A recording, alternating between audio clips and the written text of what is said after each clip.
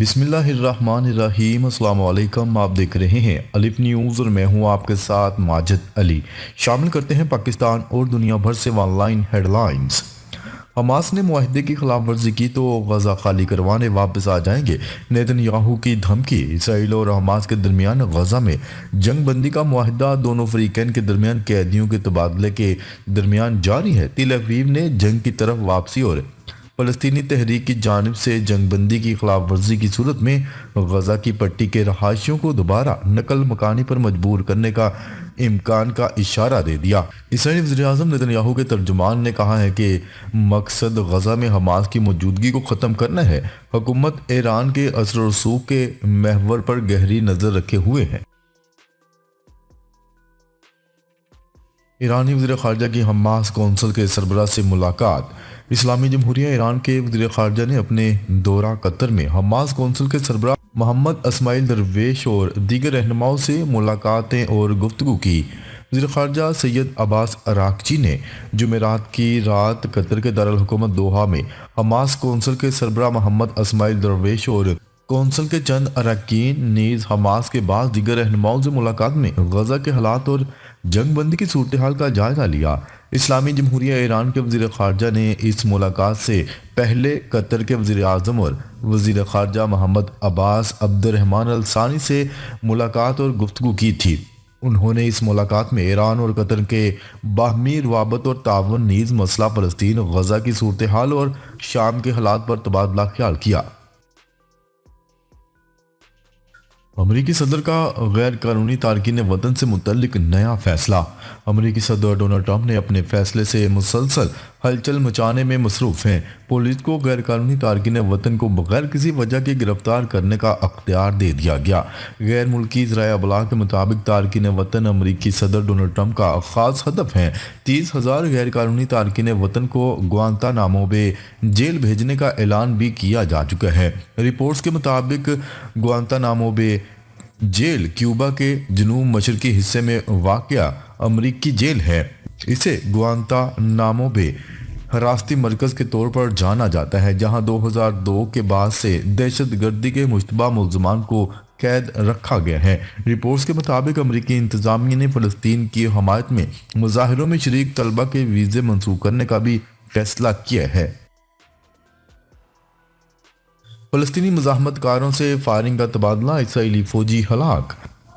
فلسطینی مزاحمت کاروں کے ساتھ مقبوضہ مغربی کنارے میں فائرنگ کے تبادلے میں ایک اسرائیلی فوجی مارا گیا۔ غیر ملکی ذرائع ابلاغ کے مطابق گزشتہ روز مقبوضہ مغربی کنارے کے شہر جنین میں فلسطینی مزاحمت کاروں کے ساتھ فائرنگ کے تبادلے میں ایک اسرائیلی فوجی ہلاک جبکہ 5 زخمی ہو گئے۔ دوسری جانب فلسطینی مزاحمتی تنظیم حماس نے اپنے عسکری ونگ القسام بریگیڈ کے سربراہ محمد ضعیف و دیگر اعلیٰ کمانڈرز کی شہادت کی بھی تصدیق کر دی۔ شام میں صہیونی فوجیوں کا کینترا گورنر ہاؤس پر حملہ۔ نیوز رپورٹ کے مطابق جمعرات کے روز غاصب صہیونی فوجیوں نے کینترا صوبے میں گورنر کے دفتر کو آگ لگا دی، جبکہ دیہی علاقوں میں زرعی زمینوں کے وسیع پیمانے پر تباہی کا سلسلہ جاری رکھا ہوا ہے۔ سوشل میڈیا صارفین نے ایسی ویڈیو کلپس شیئر کیے ہیں جن میں جنوبی شام کے کینترا میں گورنر ہاؤس کی عمارت سے آگ کے شعلے اور دھواں اٹھتا دکھائی دے رہا ہے۔ صہیونی فوج کئی دنوں سے جباتا الخشب کے علاقے میں زرعی اراضی اور جنگلات کو تباہ کرنے کا سلسلہ جاری رکھے ہوئے ہیں، جس سے علاقے میں موجود شامیوں میں شدید غم و غصہ پھیل گیا ہے۔ اس سے قبل بدھ کو بھی صہیونی فوج نے جباتا الخشب شہر میں بڑے پیمانے پر زرعی اراضی کو تباہ کیا تھا۔ امریکی صدر ڈونلڈ ٹرمپ کی بھارت اور چین کو وارننگ۔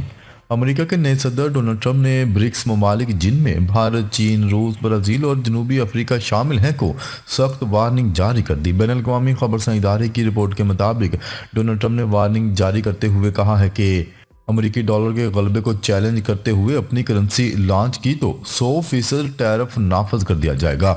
انہوں نے یہ بیان اپنے social media platform truth social پر ایک پوسٹ میں دیا۔ امریکی صدر ڈونلڈ ٹرمپ کا کہنا تھا کہ برکس ممالک امریکی ڈالر کی اہمیت کو کم کرنے کی کوششوں میں مصروف ہیں۔ اگر وہ نئی کرنسی کا اجرا یا کسی اور کرنسی کی حمایت کریں گے تو انہیں امریکی بازار سے آؤٹ کر دیں گے۔ ان کا مزید کہنا تھا کہ امریکہ اس خطرے کو خاموشی سے نہیں دیکھے گا اور سخت ترین اقدامات کرے گا۔ واشنگٹن فضائی حادثہ، دونوں بلیک باکس برآمد۔ واشنگٹن میں مسافر طیارے اور فوجی ہیلی کاپٹر کے تصادم کے بعد تفتیش کاروں کو طیارے کے دونوں بلیک باکس مل گئے۔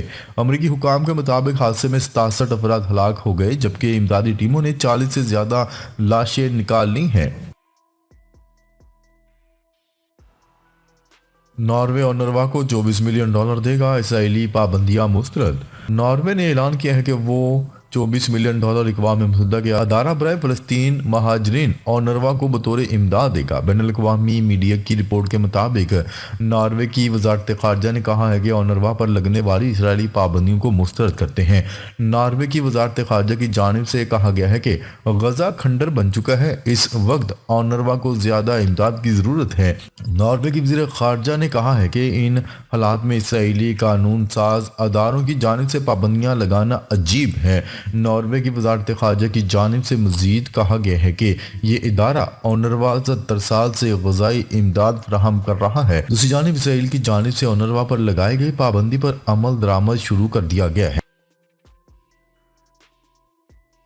غیر قانونی طریقے سے یورپ بھجوانے میں ملوث گینگز کے خلاف تحقیقات کا دائرہ وسیع۔ مراکش کشتی حادثے کے بعد شہریوں سے لاکھوں روپے بٹور کر انہیں غیر قانونی طریقے یورپ بھجوانے میں ملوث گینگز کے خلاف تحقیقات کا دائرہ وسیع کر دیا گیا۔ ترجمان FIA کے مطابق امیگریشن ٹیم نے اسلام آباد ایئرپورٹ پر کارروائی کرتے ہوئے ایک ملزم کو تحویل میں لے لیا۔ بیرون ملک سے آنے والے 7 مسافروں سے پوچھ گچھ جاری ہے۔ ترجمان FIA نے بتایا ہے کہ مسافروں کا تعلق گجرات، شیخوپورہ، سیالکوٹ، منڈی بہاؤالدین، نارووال اور راولپنڈی سے ہے۔ مسافروں نے غیر قانونی طریقے سے اسپین براستہ دبئی سینیگال جانے کی کوشش کی۔ اسرائیلی جیل سے 22 سال بعد آزاد ہونے والے شخص کی پہلی بار اپنی 2 بیٹیوں سے ملاقات۔ گزشتہ روز یرغمالیوں کے بدلے اسرائیلی جیل سے آزاد ہونے والے فلسطینی قیدیوں میں سے ایک شخص ایسا بھی تھا جس نے زندگی میں پہلی مرتبہ اپنی 2 بیٹیوں سے ملاقات کی۔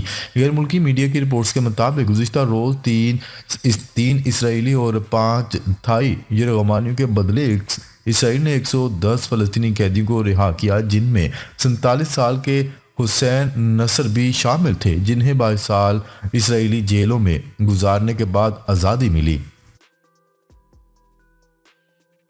سندھ حکومت نے 5 فروری کو عام تعطیل کا اعلان کر دیا۔ سندھ حکومت کی جانب سے یوم کشمیر کے موقع پر عام تعطیل کا نوٹیفیکیشن جاری کر دیا گیا، جس کے تحت 5 فروری کو تمام سرکاری دفاتر اور تعلیمی ادارے بند رہیں گے۔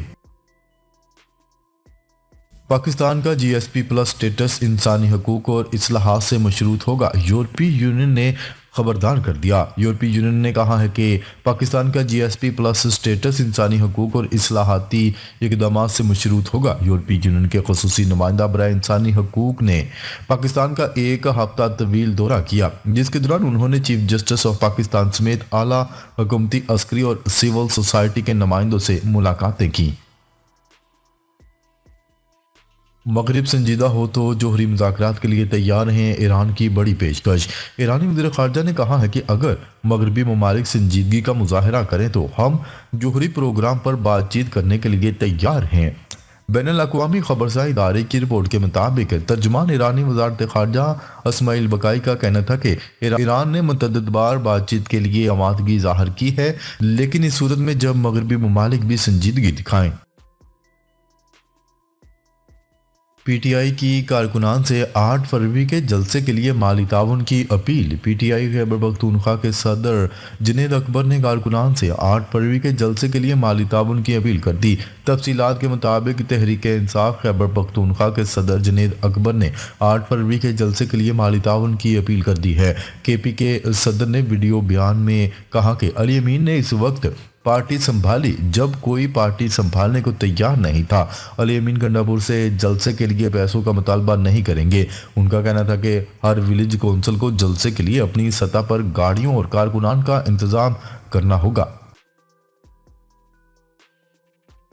کم بارشوں کے پیش نظر پنجاب بھر کے ضلعی انتظامیہ کو خشک سالی اور آبی قلت سے نمٹنے کے لیے پروونشل ڈیزاسٹر مینجمنٹ اتھارٹی نے ایڈوائزری جاری کر دی۔ نیوز رپورٹ کے مطابق کسانوں نے موسمیاتی تبدیلیوں سے نمٹنے کے لیے ریسرچ کا دائرہ کار وسیع کرنے کا مطالبہ کر دیا۔ کم بارشوں کے نتیجے میں پانی کی قلت اور خشک سالی کے خدشات کے پیش نظر پی ڈی ایم اے نے تمام اضلاع کی انتظامیہ اور اداروں کو اقدامات کی ہدایات جاری کر دیں۔ محکمہ زراعت اور لائیو اسٹاک زیادہ متاثر ہونے کا امکان ہے۔ کے پی کے حکومت نے افغانستان سے مذاکرات کے لیے وفد افغانستان بھیجنے کا فیصلہ کر لیا۔ اس ضمن میں مشیر اطلاعات Khyber Pakhtunkhwa barrister doctor safe کا کہنا تھا کہ وفاقی حکومت کی منظوری کے بعد وفد افغانستان جائے گا، جس میں قبائلی عمائدین، مذہبی اور سیاسی رہنما شامل ہوں گے۔ وفد بھیجنے کا مقصد قبائلی اضلاع سمیت خیبر پختونخوا میں امن و امان قائم کرنا ہے۔ ناظرین، اب تک کے لیے اتنا ہی۔ مزید خبریں لے کر بہت جلد آپ کی خدمت میں حاضر ہوں گے۔ تب تک کے لیے اپنا خیال رکھیے گا۔ اللہ نگہبان۔